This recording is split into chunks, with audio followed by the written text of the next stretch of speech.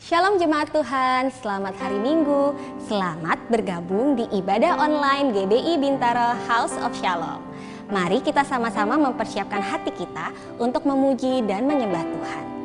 Bagi Bapak Ibu Saudara yang ingin mengetahui seluruh kegiatan online GBI Bintaro House of Shalom, Bapak Ibu Saudara dapat melihat Linktree yang ada di description box di bawah ini ataupun melalui Instagram GBI Bintaro House of Shalom.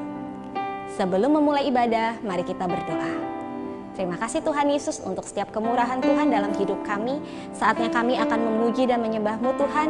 Biar hanya pengurapan Tuhan yang turun atas kami sehingga kami mengalami perjumpaan dengan Engkau. Terima kasih Bapa yang baik, di dalam nama Tuhan Yesus kami berdoa dan mengucap syukur kepadamu. Haleluya, amin. Selamat beribadah, Tuhan Yesus memberkati. Dengarlah pujian dari hatiku, ku bersyukur selalu kepadamu. Ku cinta Kau, Yesus, ku cinta Kau. Jiwaku sungguh mengasihimu, terangkat dalam hadiratmu. Ku cinta Kau, Yesus, ku cinta Kau. Jiwaku merindu menyembah-Mu selalu di dalam kekuatan-Mu.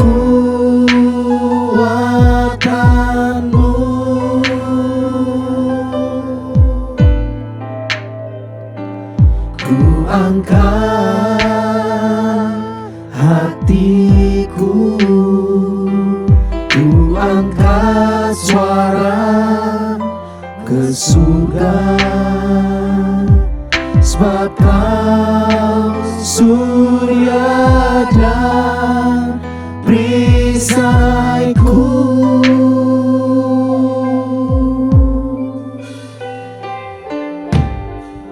Dengarlah pujian dari hatiku, ku bersyukur selalu kepadamu. Ku cinta Kau, Yesus, ku cinta Kau. Jiwaku sungguh mengasihi-Mu,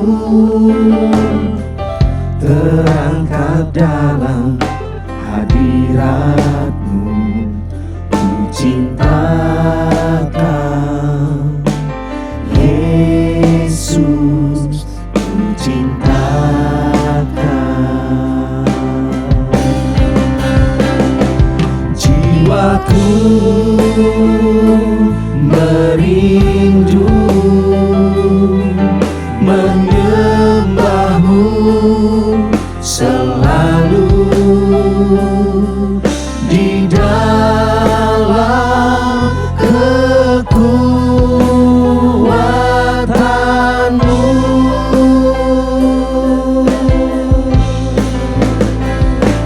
Ku angkat hatiku, ku angkat suara ke surga, sebab Kau surya dan perisaiku.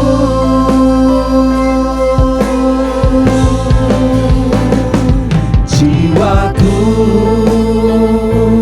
merindu menyembah-Mu selalu di dalam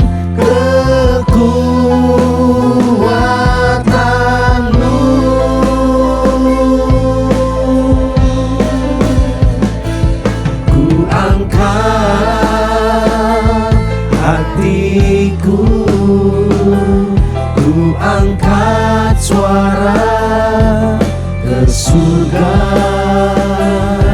sebab Kau surya dan perisaiku.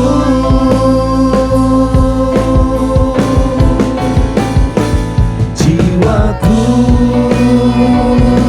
merindu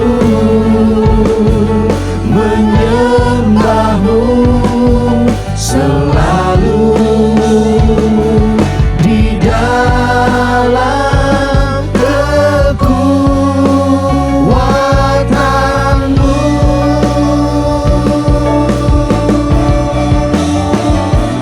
Ku angkat hatiku, ku angkat suara ke surga, sebab Kau surya dan perisaiku.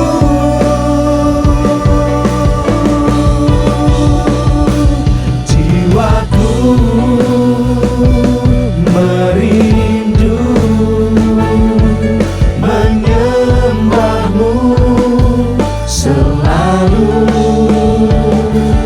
di dalam kekuatan-Mu.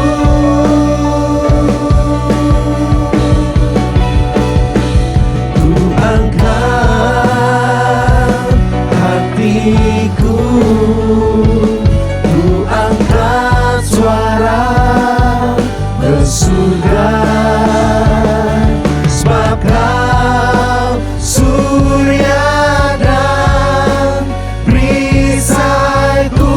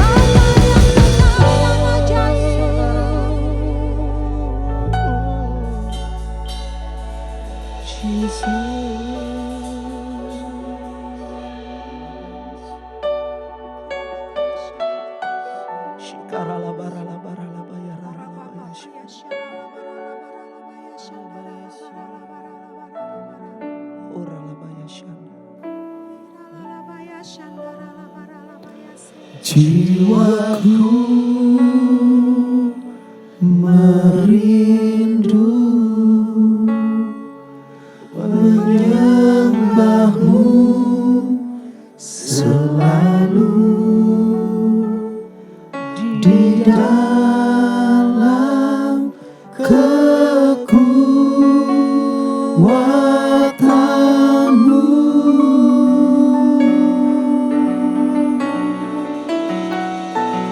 Ku angkat hatiku, ku angkat suara ke surga, sebab Kau surya dan perisaiku. Mari curahkan hatimu pada Tuhan, jiwaku merindu menyembah-Mu selalu di dalam kekuatan-Mu.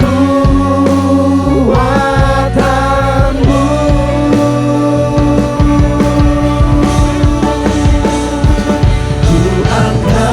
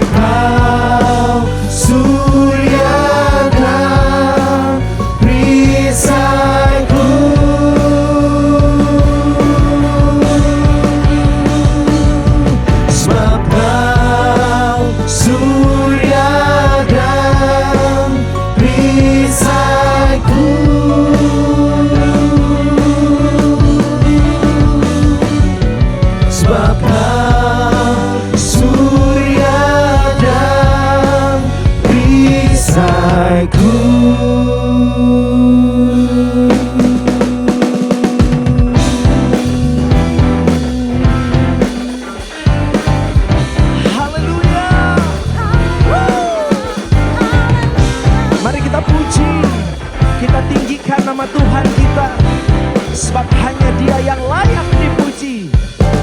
Angkatlah suaramu, puji dan serukan nama Yesus. Tanggalkan bebanmu, tak perlu kau khawatir, sebab Dia sanggup.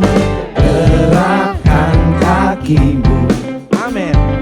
Menarilah dan bertepuk tangan, bersukacitalah. Tak perlu kau khawatir, sebab Dia sanggup. Semua, hey! Sekarang nyanyikan kebesarannya, Dia kuat dan penuh kuasa.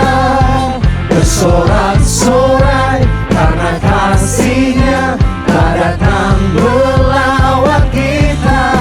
Nyanyi bagi Dia, nyanyi bagi, nyanyi bagi Dia, nyanyi bagi, nyanyi bagi, nyanyi bagi Dia.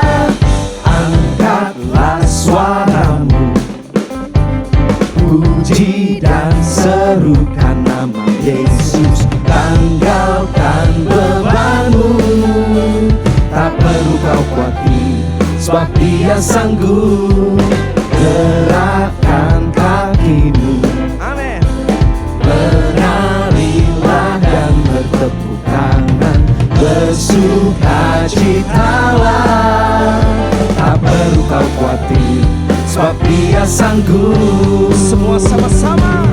Sekarang nyanyikan kebesarannya, Dia kuat dan penuh kuasa. Bersorak-sorai karena kasih-Nya telah datang melawat kita. Nyanyi bagi Dia, sekarang nyanyikan kebesarannya, Dia kuat dan penuh kuasa.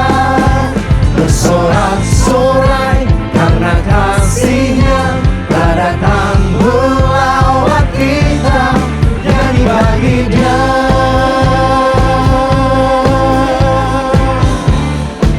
mari bernyanyi bagi Tuhan kita yang ajaib.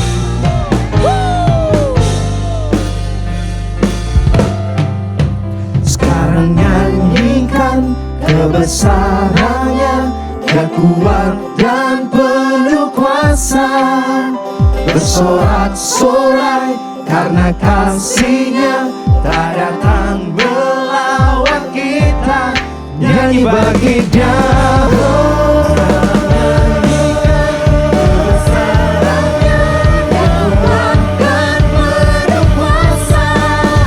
bersorak-sorai karena kasih-Nya telah datang melawat kita.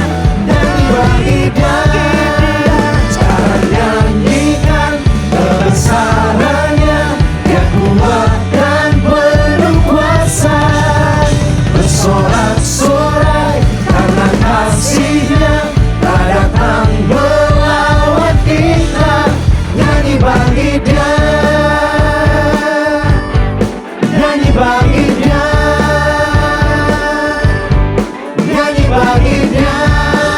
Sekali lagi, nyanyi bagi Dia.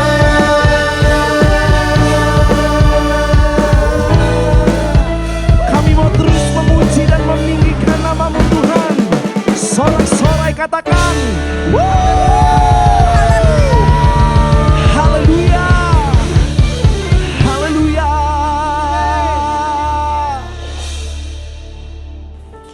Mari kita deklarasikan apa yang dimaksud dengan Pentakosta ketiga. 1. Pentakosta ketiga adalah pencurahan Roh Kudus yang dahsyat di zaman now, melebihi yang terjadi di Azusa Street.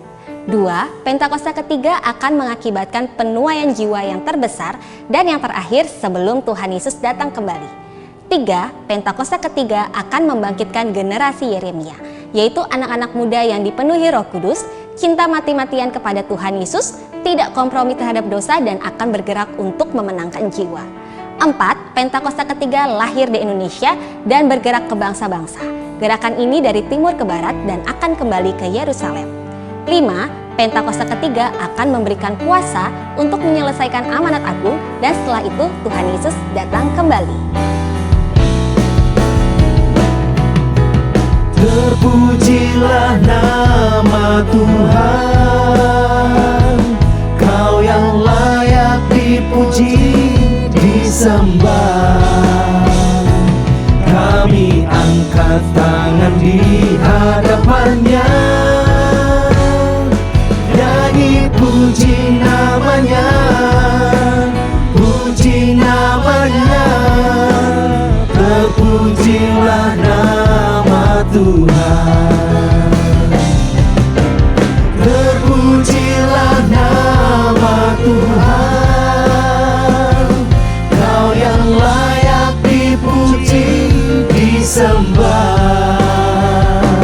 Kami angkat tangan di hadapannya, nyanyi puji namanya, puji namanya. Terpujilah nama Tuhan,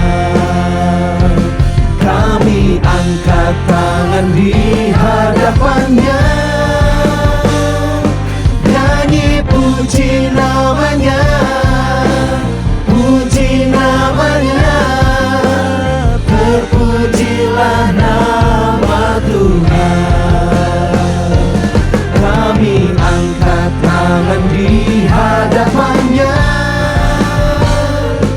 nyanyi puji namanya, puji namanya. Terpujilah nama Tuhan.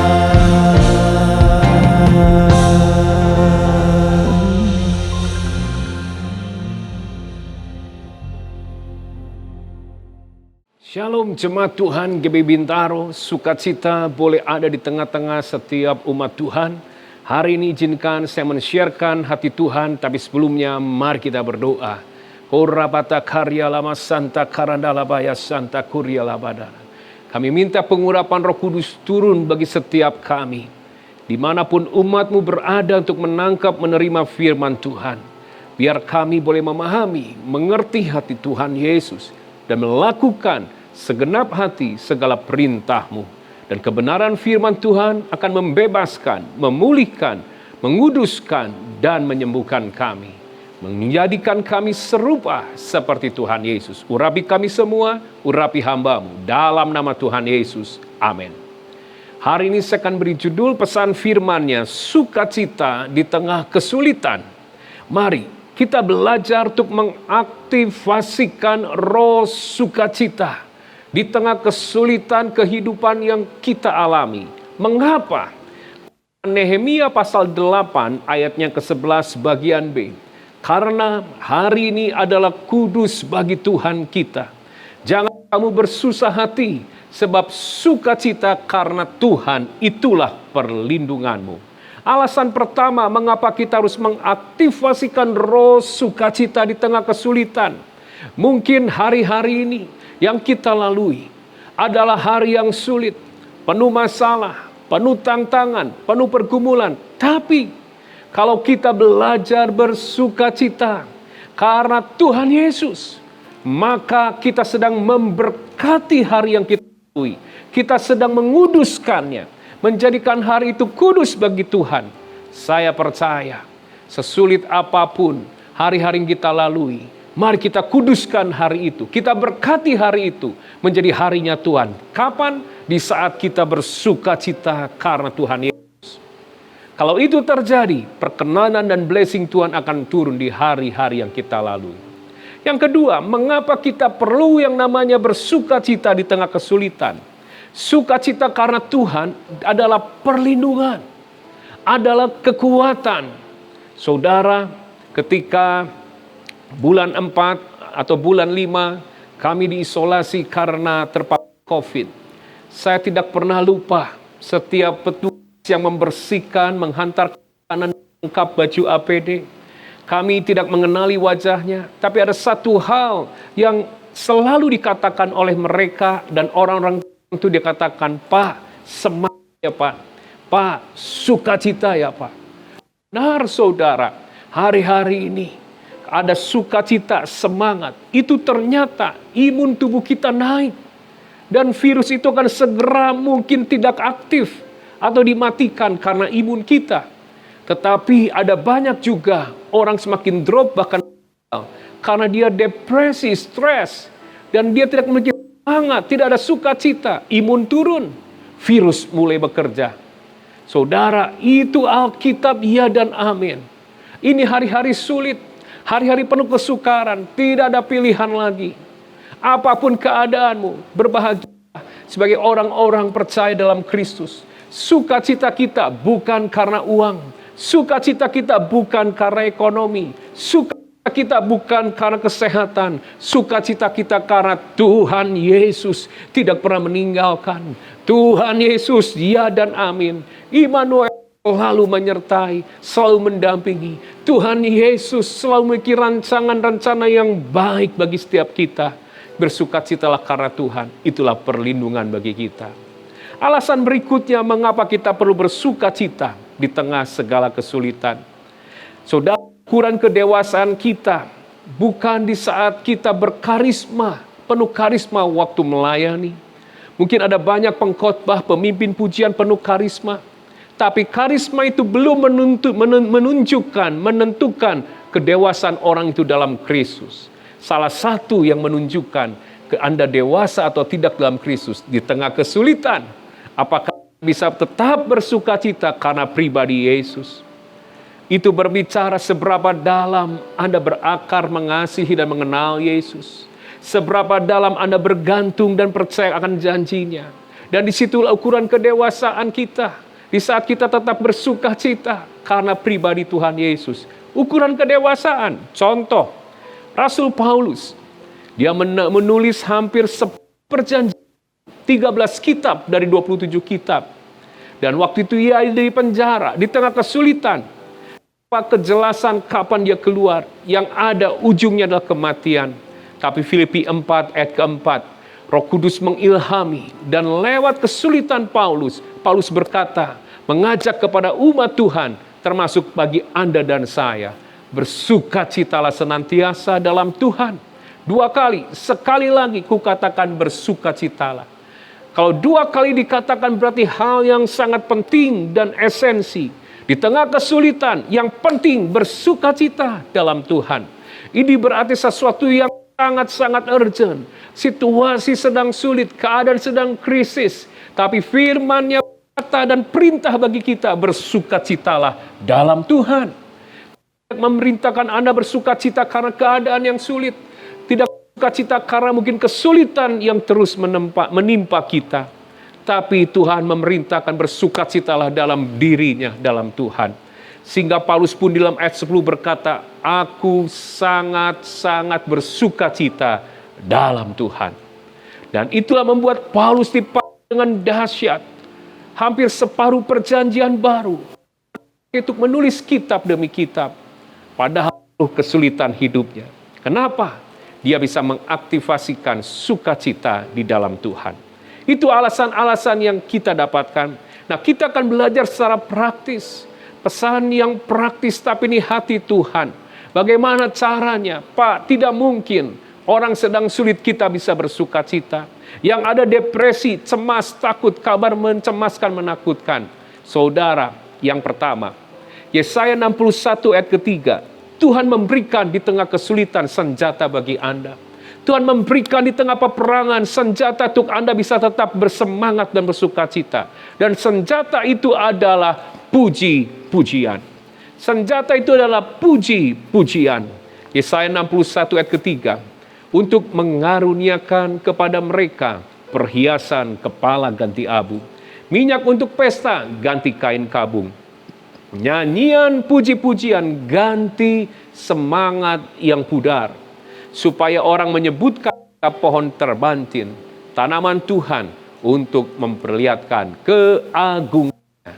Saudara, Tuhan sudah memberikan cara. Memang sulit secara manusia. Bagaimana keadaan mencemaskan.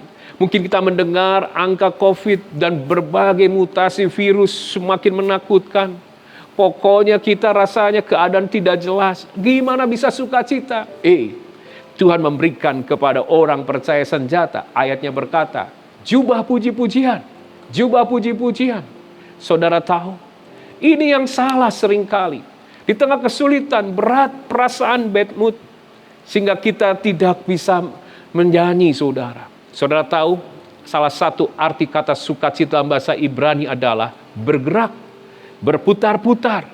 Itu sukacita itu bergerak, berputar-putar. Ada tindakan, tidak diam. Hari ini mungkin Anda sedang kesulitan. Ayo nyanyi. Pujilah Dia. Ingat kasih-Nya. Pujilah kebesarannya. Pujilah janji-janjinya. Pujilah kebaikannya. Awalnya tidak terasa apa-apa. Tapi terus Anda lakukan, saudara. Saya percaya ketika seperti arti kata sukacita dalam bahasa Ibrani salah satunya berputar-putar. Tidak berhenti. Saudara bergerak, lakukan, nyanyi. Paksa jiwamu, bangkitlah hai jiwaku, nyanyi, pujilah Dia. Mungkin kau berkata, tentang biar bumi kan berlalu. Tetapi kasih Tuhan tidak pernah berakhir dalam hidupku. Anda nyanyikan betapa baiknya Engkau Tuhan. Nyanyi. Tidak ada cara lagi, saudara. Anda mau cari ke toko mana untuk bersukacita, cara bersukacita. Alkitab sudah memberitahu bagi Anda murid-murid Kristus. Ini senjata. Senjata itu kita bersukacita. Caranya apa, saudara? Jubah puji-pujian. Langkah pertama, langkah kedua, mungkin Anda hampir menyerah, tidak ada rasa apa-apa. Tapi berputar-putar arti sukacita. Terus menerus Anda lakukan tanpa henti. Segenap hati, segenap jiwa. Saya percaya roh sukacita akan Tuhan curahkan. Dan Anda akan dilepaskan, dimerdekakan. Saudara tahu Mazmur 33 ayat ketiga dikatakan, nyanyikanlah baginya nyanyian baru, petiklah kecapi baik. Dengan sorak-sorai, petiklah kecapi baik-baik. Kata baik-baik itu yatap, berbicara dengan dengan sesuatu yang menyenangkan, sesuatu the best, yang terbaik, segenap hati. Banyak orang nyanyi hanya dari mulut saja. Lihat sebentar, nyanyilah dari dalam hati. Setiap kata demi kata. Waktu Anda menyerukan nama Yesus, itu dari dalam, dari hati, dari roh. Kalau dari dalam, maka mulut mengucapkan. Pikiran ikut berlarut dalam arti puji-pujian. Saudara, hadirat Tuhan turun. Mazmur 8 dikatakan, buatlah jalan bagi Tuhan berkendara. Anda bermazmur memuji Tuhan. Hari ini mungkin Anda di tengah kesulitan menunggu Tuhan membuat jalan. Tetapi saya katakan ini waktunya kita action. Tuhan memberikan alat senjata. Justru Tuhan menunggu Anda membuat jalan bagi Tuhan bergerak di alam roh. Lewat apa? Puji-pujian. Tuhan sedang membuat jalan untuk Allah bergerak teropos dalam kehidupanmu. Untuk membangkitkan setiap yang sedang putus asa, ketakutan. Dengan semangat puji-pujian. Tidak ada cara lagi, saudara. Di tengah peperangan, baik itu Yosafat dan Daud, senjata yang Tuhan beri ketika tidak punya jalan, yaitu puji-pujian. Memuji tentang kebaikannya Tuhan. Saya percaya, seperti Yesaya 61 ayat ketiga. Ketika Anda mengenakan jubah puji-pujian, mengganti semangat yang besar, maka orang yang lemah, orang yang terikat, orang yang putus asa, diubahkan, bangkit, dan disebut sebagai pohon terbantin. Apakah pohon terbantin? Pohon yang besar, kokoh, punya daya tahan. Ketika angin menerpa, akarnya semakin menancap. Puji-pujian akan mengubah mentalitasmu. Bukan menjadi mentalitas bola kristal. Kristen yang bagus dipajang, bagus kelihatan, tapi begitu hancur, jatuh, pecah. Tapi puji-pujian membuat Anda, orang-orang Kristen, murid-murid Kristus, memiliki mentalitas bola karet. Semakin dibanting, semakin mantul tinggi. Artinya ketika kesulitan membanting Anda, imanmu semakin tinggi. Ketika Anda dibanting semakin kuat, pengharapanmu semakin tinggi. Keintimanmu semakin tinggi bersama Tuhan. Karena kenapa? Jubah puji-pujian yang mengubah semangat yang lemah, semangat yang pudar, memberikan sukacita, akan mengubah mentalitas kita. Bukan mentalitas orang Allah, tapi mentalitas lebih dari pemenang bersama Yesus. Amin. Bagaimana caranya yang kedua, saudara, supaya kita bisa bersukacita di tengah kesulitan? Ubah cara pandang kita. Mungkin Anda melihat kesulitan, sekarang gunakan God perspektif. Perspektifnya Tuhan. Apa arti kata perspektif? Dalam bahasa Latin, perspektif itu perspectare. Melalui. Spectare, memandang. Artinya, Anda melihat kesulitan melalui mata Tuhan. Memandang kesulitan melalui mata Tuhan. Dan apa yang harus kita ketahui? Tuhan memandang. Dia tidak melihat yang sekarang, dia melihat jauh depan. Selalu ada harapan artinya. Selalu ada masa depan. Contoh, ketika Abraham, dia kecewa karena kehilangan lembah Yordan. Lot sudah mengambil dulu. Kejadian pasal 13, perintah Tuhan kepada Abraham. Pandanglah jauh ke depan, ke sekelilingmu. Utara, timur, barat, selatan. Artinya, kalau mata Tuhan yang melihat, Tuhan tidak melihat keadaan yang sekarang yang sulit. Tapi jauh ke depan, ada sesuatu yang baik, ada sesuatu yang indah, ada sesuatu yang lebih besar. Selalu ada pengharapan dalam Tuhan Yesus tanpa batas. Oleh karena itu, kita harus melihat jauh ke depan. Jangan sekarang. Kalau sekarang kita sedang susah, sedang krisis pandemi, tapi jauh ke depan kita akan tampil menjadi pemenang. Kita akan dipakai lebih dahsyat lagi. Oleh karena itu, belajarlah. Melihat segala sesuatu dengan God perspektif. Tapi juga kalau Tuhan melihat, dia akan melihat jauh ke dalam. Sekecil apapun, Tuhan hargai sebagai sebuah potensi. Contohnya, di dalam Keluaran pasal 4 ayat 2, dikatakan, Tuhan berfirman kepada Musa, apa yang di tanganmu? Jawab Musa, tongkat. Tongkat di tangan Musa. Ada sesuatu yang tidak berarti. Tanda kegagalan. 40 tahun dia mengembalakan.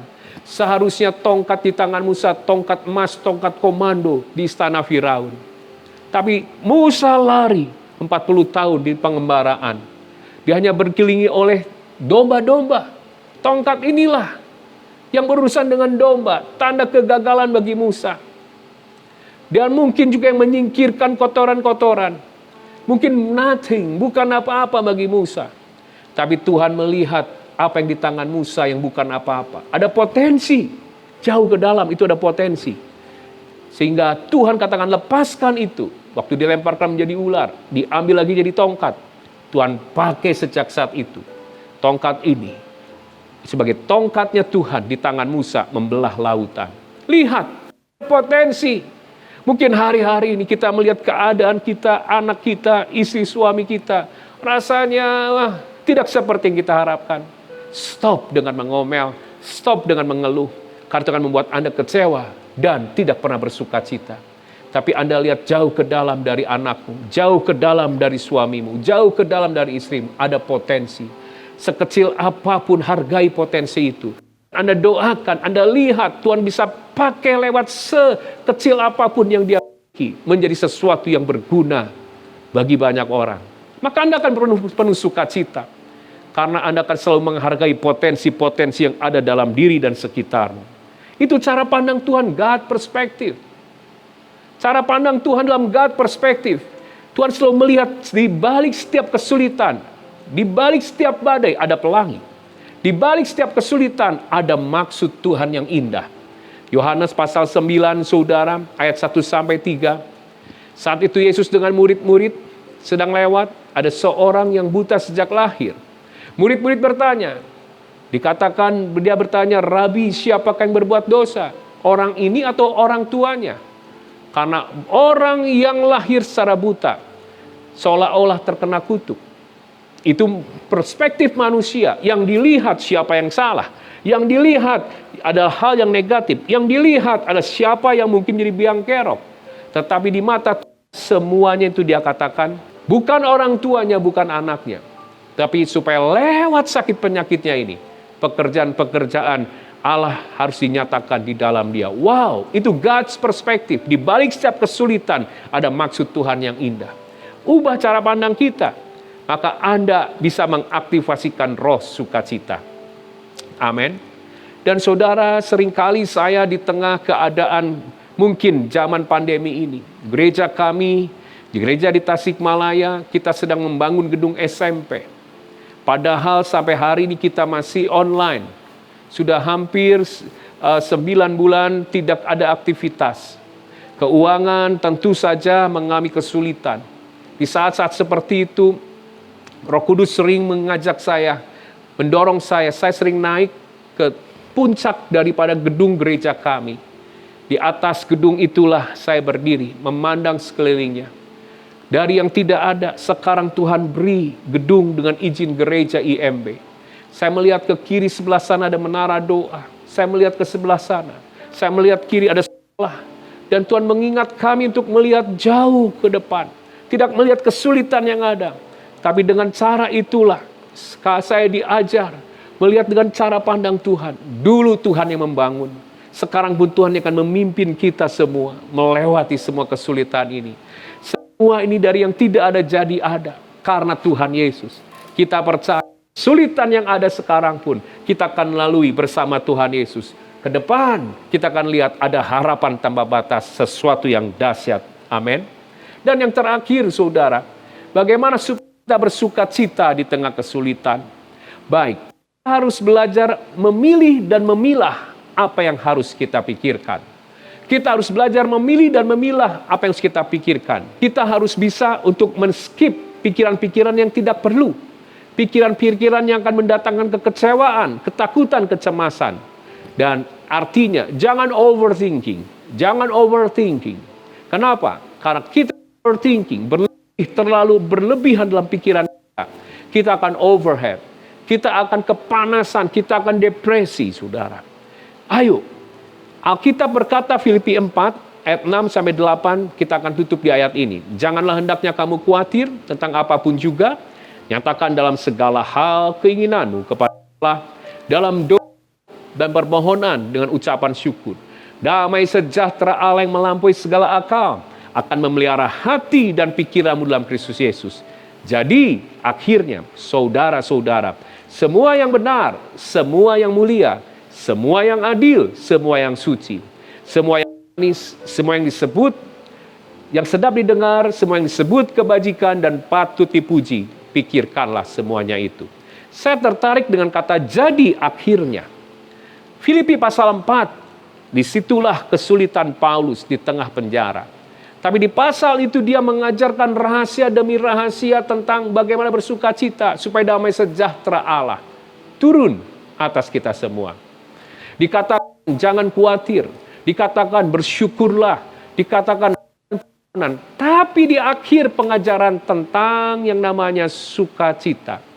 Apa yang dikatakan oleh Paulus? Jadi akhirnya saudara-saudara, semua yang benar, semua yang mulia, semua yang dengar, disebut kebajikan, pikirkanlah semuanya itu. Jadi akhirnya Paulus mengajak kita, ayo kita harus memilih dan memilah apa yang kita pikirkan. Hanya yang benar, disebut kebajikan, hanya yang indah, yang sepakat dengan Tuhan. Itulah yang bisa memagari hidup kita dan membuat kita selalu bersuka cita. Amin. Contohnya, ketika kita mungkin memutar YouTube, apa yang terjadi?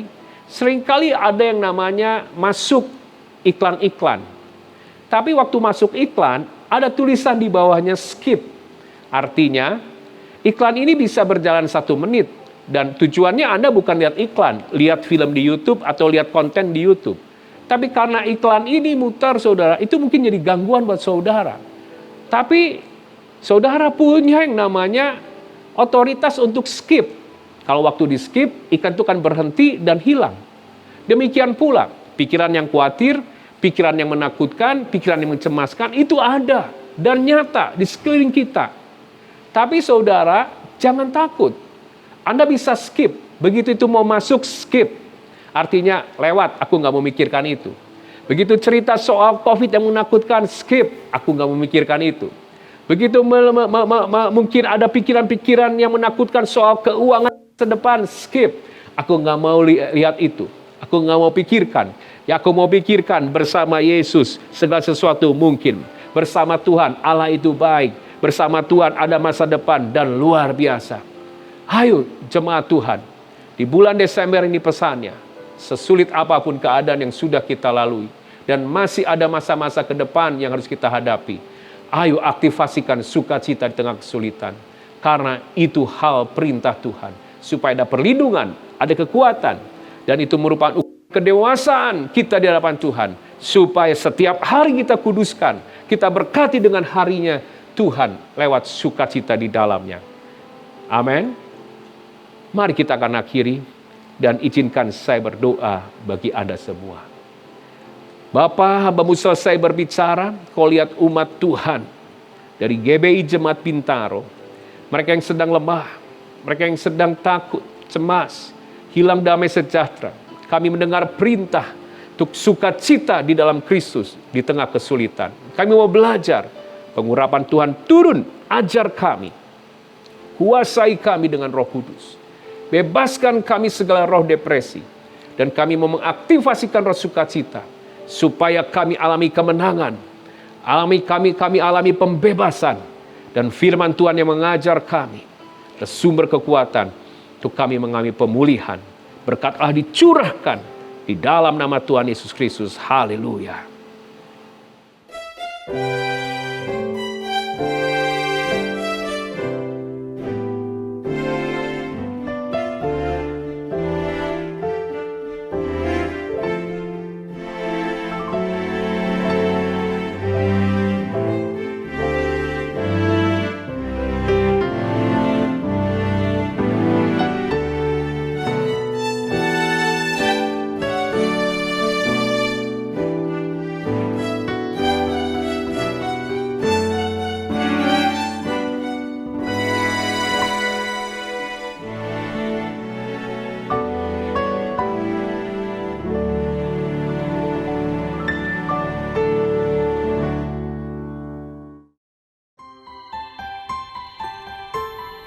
Orang yang duduk dalam lindungan yang maha tinggi dan bermalam dalam naungan yang maha kuasa akan berkata kepada Tuhan, tempat perlindunganku dan kubu pertahananku, Allahku yang kupercayai.